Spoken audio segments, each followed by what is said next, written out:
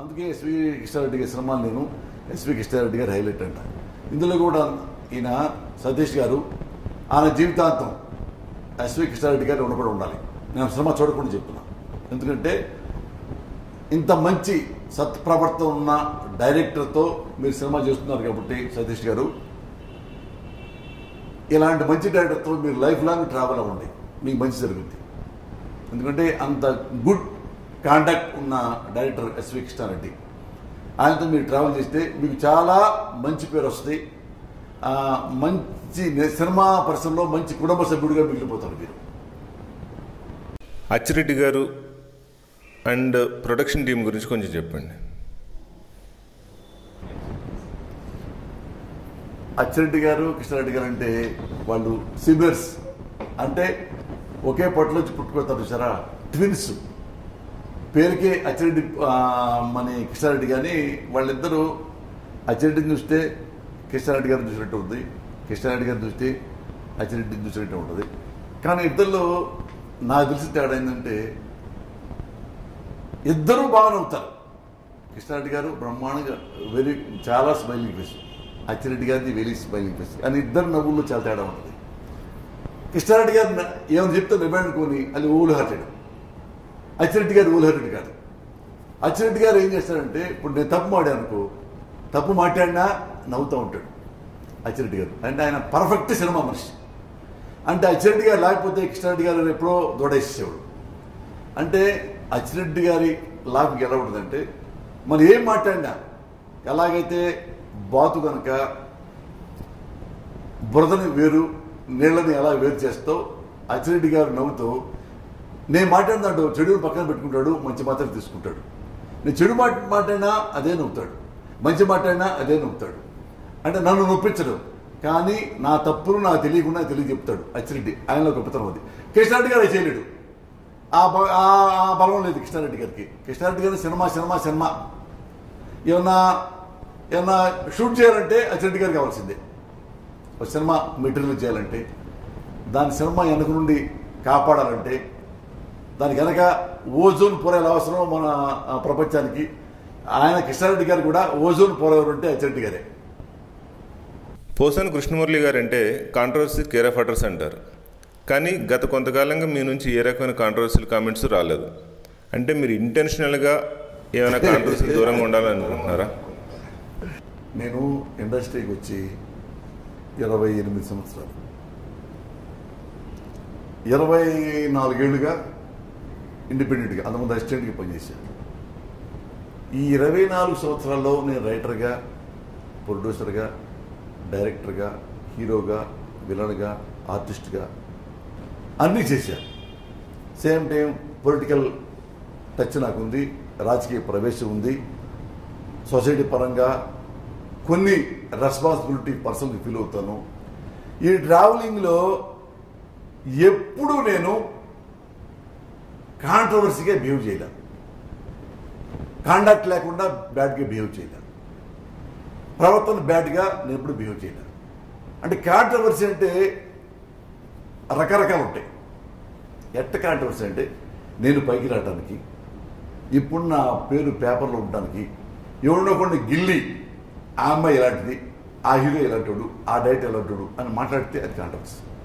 ఏది అబద్ధం. నేను నా జోలికి ఎవరు వస్తేనే మాట్లాడతా, నా జోలికి రాకుండా నాకే నేను గిల్లి ఏ ఒక్కడిమైనా బ్యాడ్గా మాట్లాడాలా, కాంట్రవర్సీ చేయాల. చేస్తే ఇండస్ట్రీ మొత్తం పెద్దలు ఒక్కటి చెప్పండి, ఇన్నేళ్ల లైఫ్లో ఈ కాంట్రవర్సీ ఇది నీ వల్ల వచ్చింది మురళి ఒక్కటి చెప్తే ఇప్పటికి కూడా రిపెంట్ అయ్యి గుంజలు చేస్తా. అన్ని ఛానల్స్ ముందు నేను గుంజలు తీసుకొని తప్పు చేశాను సార్, ఇప్పుడు క్షమించండి, బట్ నేను ఎప్పుడు కాంట్రవర్సీ చేయను. అంటే కాంట్రవర్సీ అంటే ఎలా ఉంటుందంటే, నా పద్ధతిలో ఎలా మీరు అనుకుంటూ ఉంటారంటే అపార్థం. అంటే ఇప్పుడు నన్ను చాలామంది భయపడతారు, ఎందుకో నాకు తెలియదు, నేను ఎవడు కొట్టలా, ఎవడికి నేను వార్నింగ్ ఇవ్వలా, ఏ భూ కబ్జా చేయలా, ఏ అమ్మాయిని రేపు చేయలా, మర్డర్ చేయలా, మానభంగం చేయలా. రైట్. ప్రొడ్యూసర్ దగ్గర డబ్బులు తీసుకొని ఇప్పుడు ఎగ్గొట్టి సినిమా రాయకుండా పారిపోవాలి. ప్రొడ్యూసర్ రూమ్ బుక్ చేస్తే హోటల్లో రాయకుండా ఒక అమ్మాయిని పక్కలో పెట్టుకొని అమ్మాయితో పడుకుంటా, సీరియల్ తాగుతా, మందు తాగుతా, నేను ఎప్పుడు చేయను. రైట్. ఇంకా పొడిగా డబ్బులు తీసుకొని రాయకుండా నేను పారిపోవాలా, నేను రాయనయ్యా, నేను డబ్బులు తీసుకొని నేను పిక్కుంటే పిక్కు అని ఎప్పుడు అన్నా. డైరెక్టర్గా ఉన్నప్పుడు ఎంతైతే బడ్జెట్లో సినిమా తీయమంటావో అంతే బడ్జెట్ ముందు మాడుకుని అంతే బడ్జెట్లో తీశాం. బడ్జెట్ పెంచి ఏ ప్రొడ్యూసర్ని రిలీజ్ ముందు నేను నాశనం చేయలే. ఆర్టిస్ట్గా ఏ టైంకి అయితే సెట్టు పిలుస్తాడో ఆ టైంకి వచ్చాను. దగ్గర 100 సినిమాల దగ్గర యాక్ట్ చేశా. ఏ ఒక్క సినిమాలో కూడా షూటింగ్ టైంలో ఒక్క రోజు కూడా నేను లేటుకు రాలా. యాజ్ ఎ రైటర్ ఎప్పుడు లేటుకు రాలా, యాజ్ ఎ డైరెక్టర్ ఎప్పుడు లేటుకు రాలా, యాజ్ ఎ హీరో ఎప్పుడు లేటుకు రాలా, as a comedian, as a character artist ఒక్కరోజు నా లైఫ్లో లేటుకు వచ్చిందే లేదు. పొద్దున్నే 6ంటికి రమ్మంటారా 5:30 సెట్లో కూర్చుంటా. తెల్లగడ 6ంటి షూటింగ్ మొదలయ్యా 5ంటికి వెళ్ళిపోతా. ఈవినింగ్ 6 దాకా పనిచేస్తా. అది కాల్ షీట్. 6 తర్వాత చేయను, కాంట్రవర్సీ లేదు. నైట్ షూటింగ్ అవ్వాలా 2 to 9 చేస్తా. అది కాంట్రవర్సీ కాదు, ఒక కాల్ షీట్. ఇంకా నైట్ కావాలా 7 to 2 చేస్తా. ఇలా చేసుకుంటూ వచ్చా. ఇది కాకుండా ప్రొడ్యూసర్ని ఎప్పుడు నేను మోసం చేయలా, ఎప్పుడు నేను ఏడిపించలా. నువ్వు పొద్దున్నే 7ంటికి వచ్చి నైట్ 12 దాకా చేయమంటే నేను చేయను. ఎందుకు చేయాలి? పగలు నేను వర్క్ చేసుకుంటా, నువ్వు డబ్బులు ఇస్తావు. ఆ డబ్బులు తీసుకుని నేను నా పిల్ల ఎంజాయ్ చేయాలిగా. పగలు నీకే పని చేసి నైట్ నీకే పని చేసి ఆ డబ్బులు చేడబెట్టుకోవాలి. నాకు ఆరోగ్యం ఉంటుందిగా. నేను మిషన్ కాదుగా ఒక ఆయిల్ వేస్తే పని చేయడానికి. టైంకి వస్తాం కదా మేము కాంట్రవర్సీ. కరెక్ట్ పని చేస్తే కాంట్రవర్సీ. సినిమా ఇండస్ట్రీలో గుర్తుపెట్టుకోండి. కరెక్ట్గా ప్రొడ్యూసర్ చెప్పినట్టుగా, డైరెక్టర్ చెప్పినట్టుగా టైంకి వచ్చి టైంకి వెళ్ళిపోయి వర్క్ అయిపోయిన తర్వాత మా డబ్బులు మేము తీసుకెళ్తా చూడు, అది కాంట్రవర్సీ. ఆ విషయంలో మీ కాంట్రవర్సీ అంటే నెప్పుకుంటా. ఈ తప్ప నేనే లంగా పని చేయలే. నేను తాగను. రేరే తాగుతా. 2 ఏళ్ళకి ఒకసారి 3 ఏళ్ళకి ఒకసారి. ఎప్పుడన్నా 2 పెగ్గులు వేసానుకో నా డబ్బులతో తాగుతా. అది రేరెస్ట్. నేను తాగి ఇప్పుడు 3 ఏళ్ళు 4 ఏళ్ళు తాగడం అలవాట్లేదు పెద్దగా. ఎప్పుడైనా సరదాగా కూడా క్లోజ్ ఫ్రెండ్ వస్తే వాడ బాబు పెగ్గు తాగరా అంటే ఇంకా నేను సెట్లో ఏ అమ్మాయి నేను బలవంతం చేయలే, ఏ అమ్మాయి రేపు చేయలే. నాతో పడుకుంటే నీకు వేషం ఇస్తా అని అమ్మాయితో అలా నేను. మరి ఏం కాంట్రవర్సీ? నేను భూగర్భంగా చేయలే.